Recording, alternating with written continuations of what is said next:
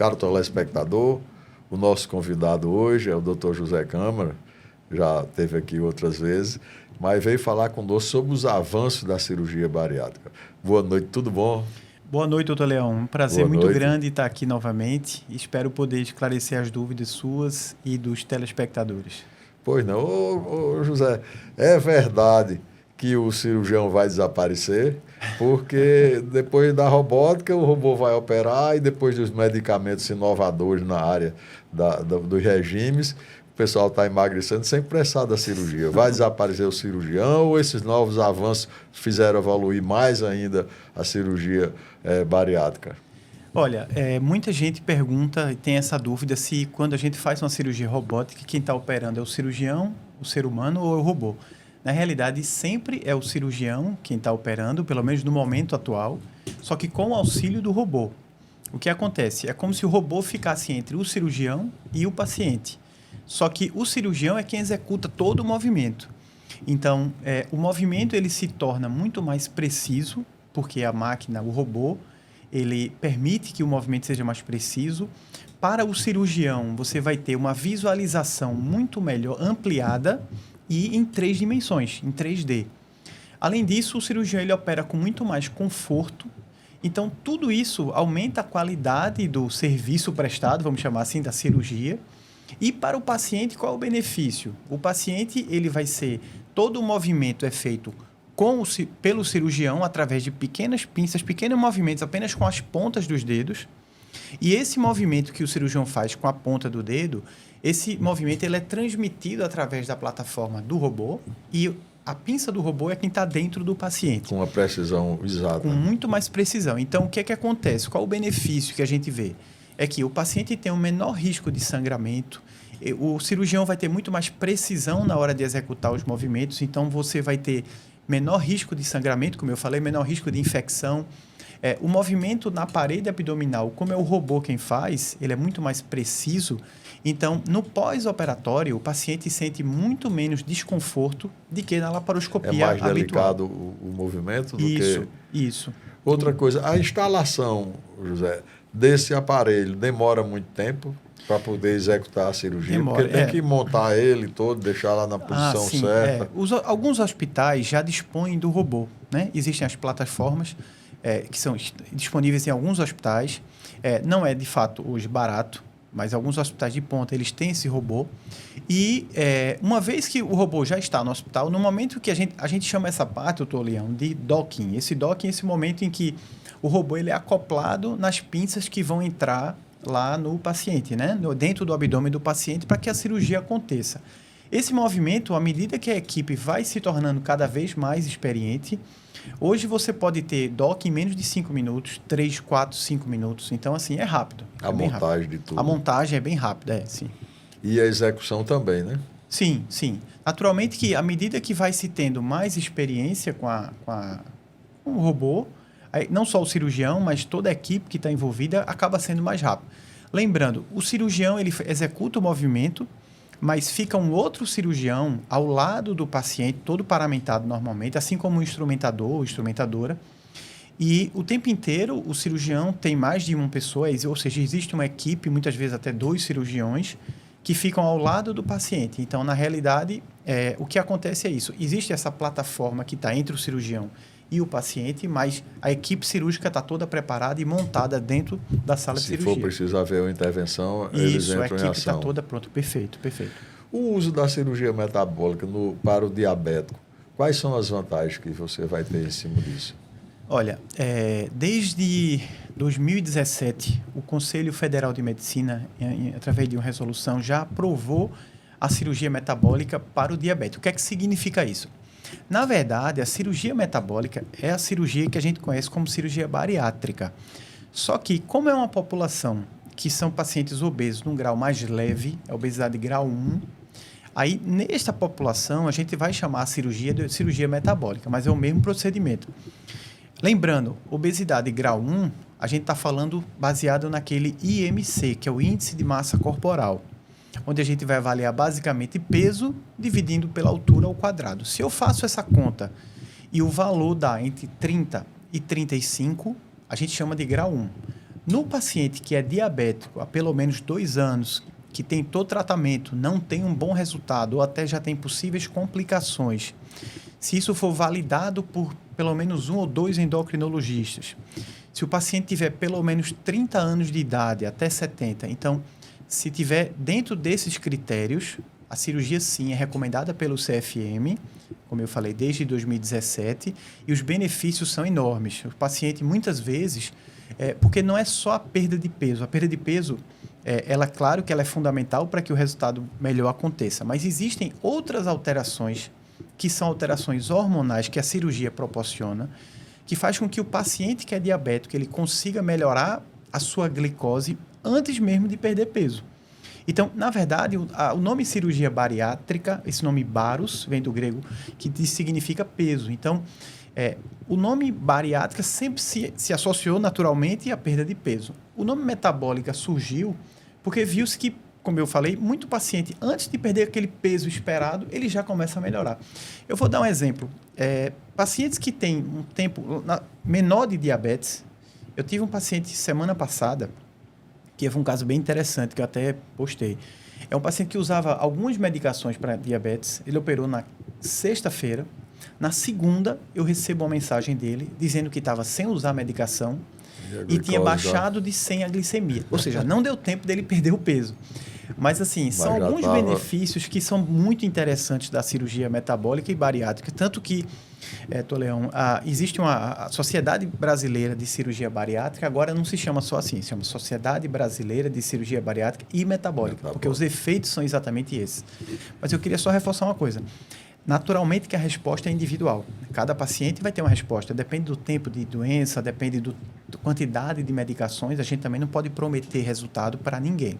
Mas, de uma forma geral, os resultados são muito satisfatórios. Como é que a fisiologia da cirurgia vai funcionar para que a glicose baixe? Olha, uma das coisas que a gente sabe hoje é que o fato do alimento chegar mais rápido no intestino final, e aí cada técnica cirúrgica ela tem a forma como isso acontece. As vantagens e as desvantagens. Isso, exato. Então, por exemplo, as mais comuns hoje, a gente tem aquela cirurgia que mexe apenas no estômago, que é chamada gastrectomia vertical, ou popularmente conhecida como sleeve. Essa faz com que o alimento ele chegue mais rápido no intestino final, por conta do formato que o estômago adquire. Na outra, que é o bypass, que é muito conhecida também, onde o estômago fica pequenininho e a gente faz um desvio do intestino, também por conta desse desvio a comida chega mais rápido. Então, alguns hormônios são liberados na chegada desse alimento lá no intestino final, na parte que a gente chama de íleo. Então, um desses hormônios muito conhecidos é um chamado GLP-1. Esse GLP-1 ele vai agir aumentando a saciedade, ele tem uma ação lá no sistema nervoso central. Então, o paciente de cara, ele já começa a comer menos, ele já fica ele fica com menos fome e o pouco que ele come já fica saciado. Além disso, esse hormônio ele vai atuar em vários órgãos, inclusive no pâncreas, também dando um bom efeito sobre a glicose. E tudo isso, no final, ajuda muito, é atribuído a isso, não só a esse hormônio, mas a vários outros, a perda de peso e a manutenção dessa perda de peso. Inclusive, doutor Leão, por conta de muito do que se aprendeu por conta da cirurgia bariátrica, muitos desses hormônios que são provocados a serem liberados no intestino final, muito desse conhecimento foi usado pela indústria farmacêutica para a formulação de medicações. Então, por exemplo, essas famosas canetinhas que têm se usado muito, elas surgem através desses estudos e a substância delas, que a gente vai chamar de moléculas, elas são análogos, ou seja, ela tem a mesma função de vários hormônios. Elas são praticamente idênticas a alguns hormônios. Então, hoje, as mais tradicionais que estão sendo no mercado, elas são medicações que vão tentar simular o efeito do que a bariátrica produz. Faria, né? Os hormônios, eu costumo dizer o seguinte, essas medicações, assim como cirurgia, enfim, tudo isso tem que trabalhar em conjunto, porque a obesidade não é uma doença que tem cura, ela tem controle. Então, se a gente achar que apenas a cirurgia resolve ou que só a medicação resolve, não vai resolver. Então, a gente tem que lembrar que existe, e por isso a importância que eu falo sempre da chamada equipe multidisciplinar, porque a gente tem que entender que tem que ter uma reeducação alimentar, é necessário estimular fortemente a prática de atividade física, especialmente a musculação ou o que o paciente possa fazer. Isso tudo tem que estar envolvido no melhor tratamento, sem esquecer, naturalmente, da parte de saúde mental também, que é fundamental. Quer dizer, então, que, no caso, a cirurgia vai ser mais utilizada ainda, porque não vai ser só no obeso mórbido, pode também ser indicada nos casos de cura de diabetes, né? Isso. Cada vez mais as a gente intervenções menos agressivas, pode fazer, tipo, faz uma cirurgia de manhã, quando é de tarde para de noite, o paciente já vai para casa. A gente tem alguns casos que a gente já operou de manhã e liberou à noite, mas não é a rotina. A rotina é uma média de 1 dia a 2 de internação. É a rotina. Mas, assim, alguns casos, dependendo do paciente, dependendo de como foi a cirurgia, você pode cogitar. Mas a gente costuma dizer que a média de internamento é entre 1 e 2 dias. Há 30 anos atrás, quando começou a cirurgia bariátrica, isso era uma coisa praticamente inadmissível, né? Há muito, como o senhor bem lembrou, a bariátrica, quando ela começou, eram através daqueles cortes, né? Aqueles cortes grandes. Era chamada cirurgia aberta. Depois a coisa evoluiu muito para a cirurgia... O risco de infecções, pela a quantidade de gordura, a dificuldade de acessar o campo, entendeu? Muitas vezes a parede abdominal, a espessura era enorme. Então, assim, a depender do grau de obesidade. Então, assim, o risco de infecção era muito maior, aquele líquido inflamatório chamado seroma era muito maior, hematomas, a dor pós-operatória, o paciente ele tinha muito mais dor, então ele demorava a andar, demorava a voltar às suas atividades.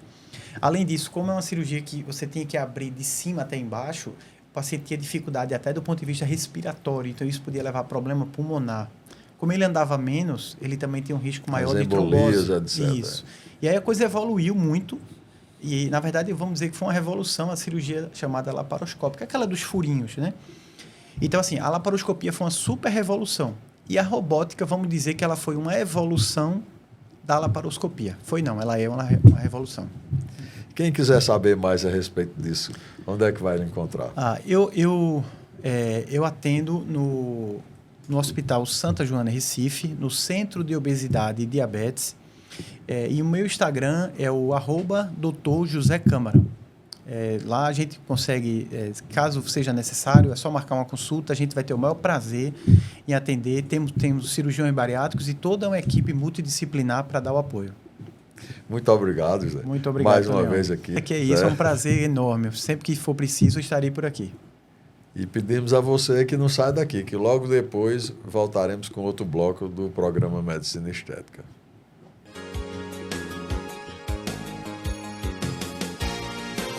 Oi pessoal, tudo bem? Nosso tema deste sábado, nosso Momento Hoff, será sobre sedação consciente. Um tema bastante polêmico, muito usual, mas que muita gente desconhece o real sentido do que significa sedação consciente. Então fiquem ligadinhos que vocês vão aprender um pouco mais sobre isso.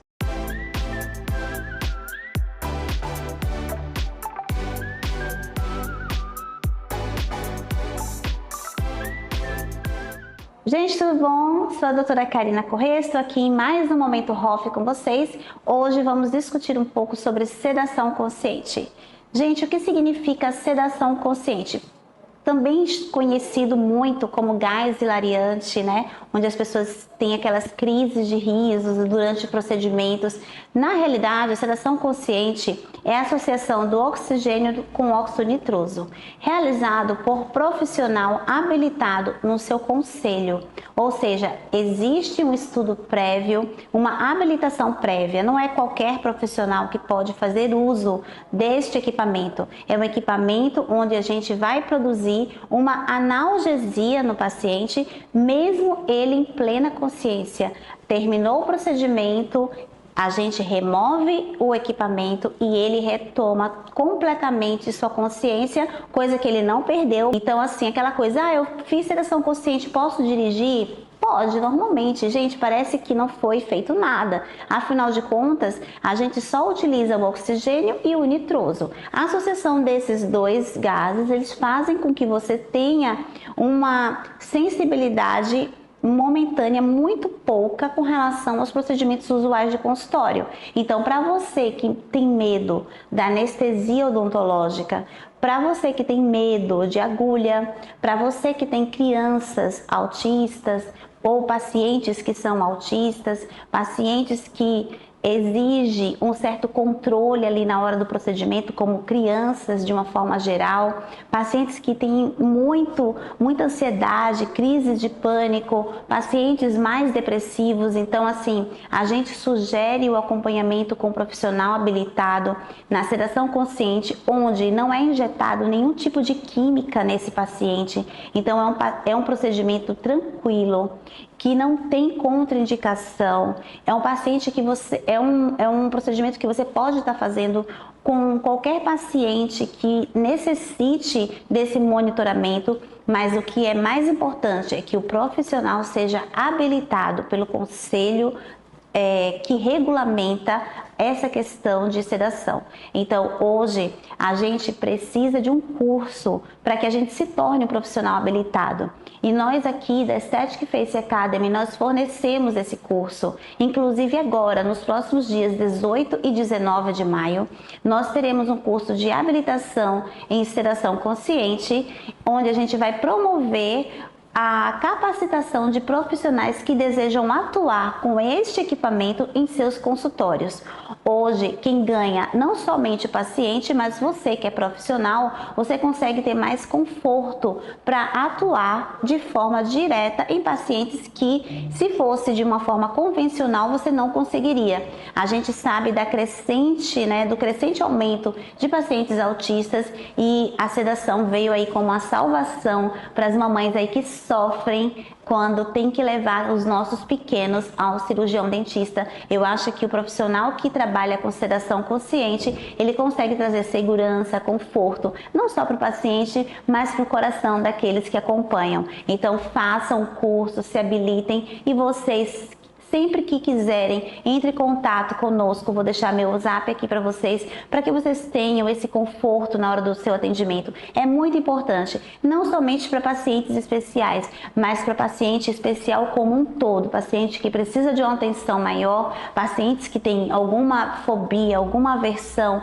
pacientes que têm alguma dificuldade, pacientes que têm espasmos involuntários, então pacientes que têm alguma síndrome e pacientes que têm medo de uma forma geral. A sedação consciente, ela já faz parte da rotina, já é reconhecida pelo Conselho Federal de Odontologia desde 2015 em regulamento federal. Então, assim, gente, usem, e abusem deste procedimento, porque não faz mal, não é contraindicado, crianças podem e devem fazer. Mas o conselho que eu dou é que verifiquem se o profissional realmente é habilitado. E para você, profissional que quer fazer o curso e deseja se tornar um profissional atuante nesta área, a Academy está oferecendo para você, nos próximos dias 18 e 19, este curso, para que você se torne um profissional habilitado, legalmente capacitado em seu conselho de atuação. Então a gente aguarda. Um beijo a todos.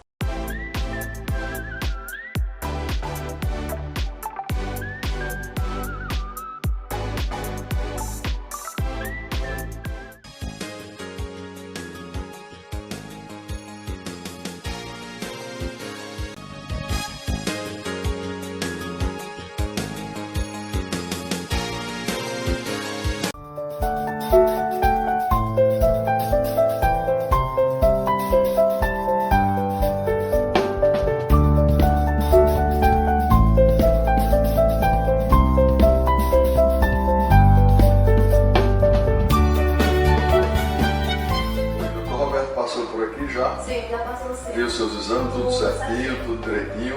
Alguma dúvida você tem? Só o tempo, quanto tempo vai durar a cirurgia? O tempo que vai durar é em torno de uns 40 minutos, mas a gente normalmente em cirurgia não cronometra o tempo não. O importante é a cirurgia ficar boa. Às vezes não adianta de nada eu ganhar 10 minutos, 15 minutos da cirurgia e o resultado não ficar bom, entendeu? Estou um pouco nervosa. Mas não fique nervosa não, que daqui a pouco vai passar tudinho, você está aqui de volta, está tudo certinho. Você da tardezinha já vai embora para casa, tá bem para noite. Também, porque ele saiu daqui. Sai hoje ainda, viu? Certo. Ok? Tudo bom. Daqui a pouco o menino vem pegar você na marca para ir pro bloco cirúrgico. Lá a gente vai fazer a sua cirurgia. Tá ok?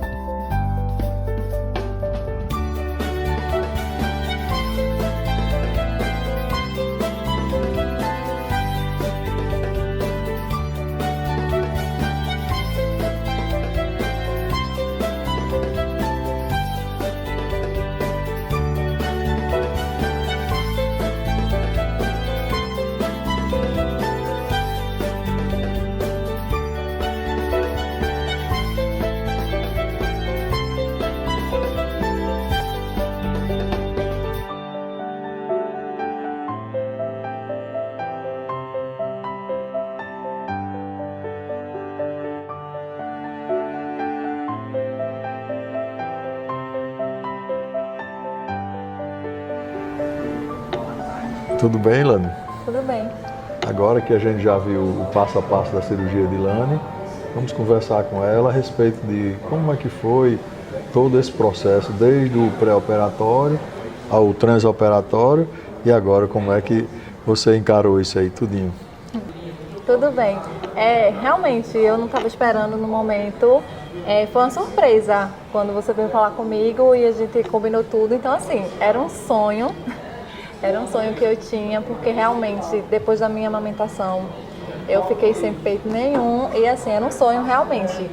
Você agora já está com o recém-operado ainda, mas eu já libero você para dirigir, entendeu? Isso que eu ia perguntar, para voltar à atividade física. Pode voltar à atividade física, entendeu? Já está quase um mês de cirurgia, eu já libero você. Ótimo. Certo? Tá bom. Aí você já está livre para fazer isso. Eu só não libero ainda para você levar sol de praia. Certo. São 60 dias. E também a alimentação. Algumas pessoas não têm problema nenhum, mas Sim. outras, às vezes como come alguma proteína estranha, tipo crustáceo, carne de porco, pode ter exacerbar um processo inflamatório, entendeu? Certo. Tá tranquilo. Então você está liberado agora e é vida que segue. Então, doutor Leão, aproveitando que estamos aqui, queria muito agradecer a você e toda a sua equipe, que foi maravilhosa, e dizer que eu estou muito satisfeita com o meu resultado. Muito obrigada. O resultado ficou realmente bom, foi uma cirurgia sem nenhum problema, aconteceu tudo dentro do figurino, certo? Não lhe incomodou em nada, nem dor, nada. Então, foi tudo como estava previsto. Qualquer pessoa que queira também fazer essa mesma cirurgia dela, ou então alguma cirurgia dentro da cirurgia plástica, pode me procurar aqui, por esse telefone aqui abaixo.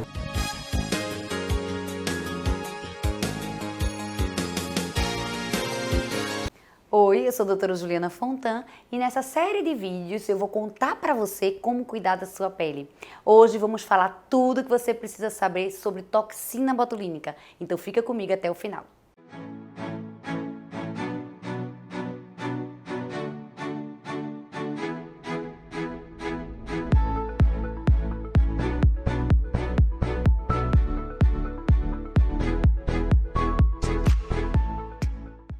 Você sabia que a toxina botulínica é o procedimento estético mais realizado no Brasil e no mundo? É um procedimento seguro, eficaz, com rápido início de ação e com inúmeros benefícios. Uma dúvida frequente é como age a toxina botulínica. A toxina botulínica age inibindo a contração muscular. Com isso, ela vai amenizar aquelas rugas formadas pelo movimento repetitivo do músculo, como ruga do bravo, rugas da testa, ruguinhas de pezinho de galinha. Além disso, gente, você sabia que a toxina botulínica ela também é usada para tratar algumas doenças, como rosácea, espasmos musculares, enxaqueca e também uma doença muito comum de ser tratada com a toxina botulínica é a hiperidrose, que é o excesso de suor que pode acontecer nas axilas, nas mãos e nos pés. Outra dúvida frequente é a partir de que idade é possível iniciar o tratamento com toxina botulínica. Não existe uma idade específica, mas comumente costumamos a prevenção dos pacientes a partir de 25 anos, quando já começa a mostrar aquelas ruguinhas de movimentação muscular. Nesse caso, chamamos de toxina preventiva, porque a gente vai tratar aquela atividade muscular para evitar que a ruga se torne fixa. Agora eu vou responder a pergunta de uma internauta. Doutora, quanto tempo dura o Botox? Excelente pergunta. A toxina botulínica costuma durar de 4 a 6 meses. Se a toxina vai durar um pouco menos, 4 meses, ou um pouco mais, 6 meses, depende de alguns fatores, da dose aplicada, da atividade muscular de cada paciente. Então, aqueles pacientes que gesticulam muito, faz muita atividade muscular, a toxina tende a durar um pouco menos. De atividades físicas. Então, atividades físicas de alto impacto faz com que a toxina dure um pouco menos também. E aí, gostou do conteúdo de hoje? Para saber mais sobre tudo que falamos aqui, acompanhe meu perfil do Instagram, @JulianaFontan_Dermato. Semanalmente estarei aqui trazendo mais dicas de dermatologia para você. Até lá!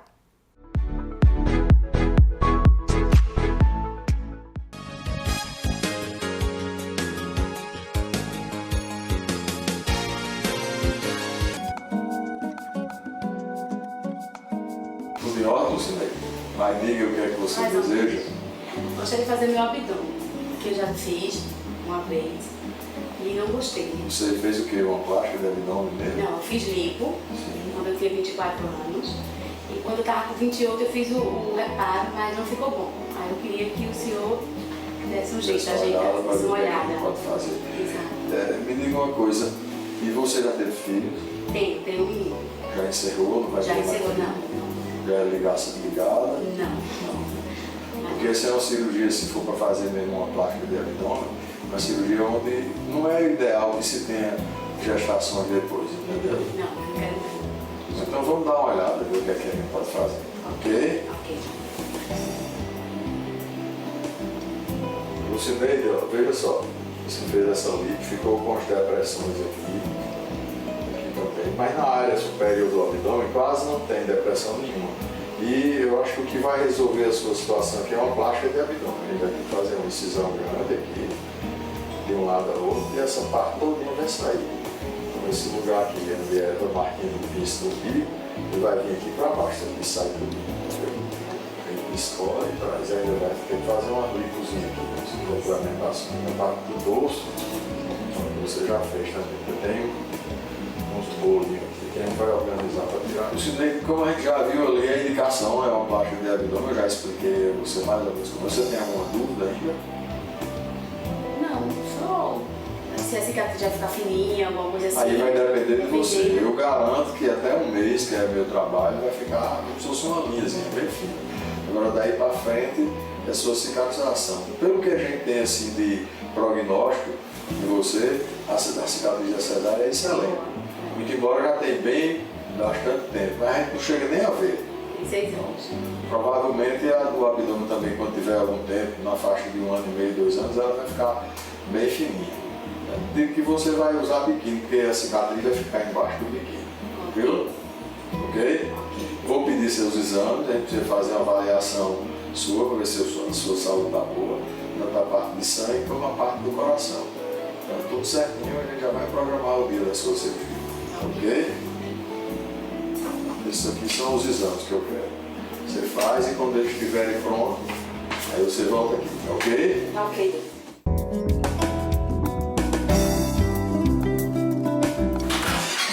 Oi, Lucineide, tudo bom? Boa noite. Vamos lá? Você quer voltar? Voltei. Ok. Isso, tá tudo certo. Olhadinha.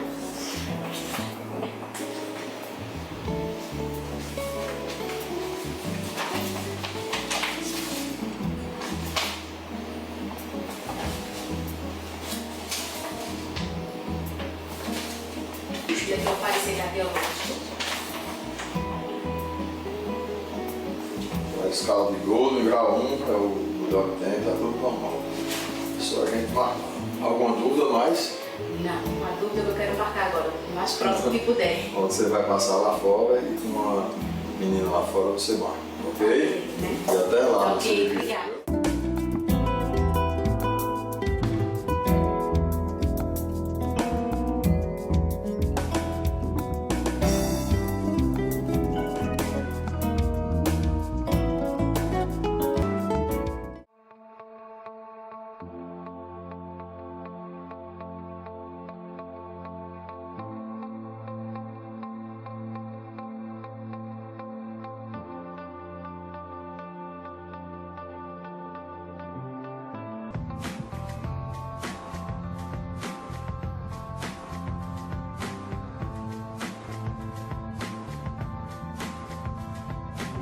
Quanto tempo hoje?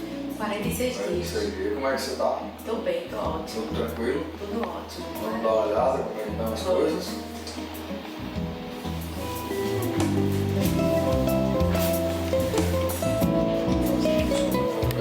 Beleza, baixou aqui direito, melhorou a cintura, o umbigo tá bonito, né? Aí a cicatriz ainda é recente, ela ainda fica melhor, melhor qualidade. Esconde bem direitinho no biquinho, encosta, né? Vamos o braço um pouquinho.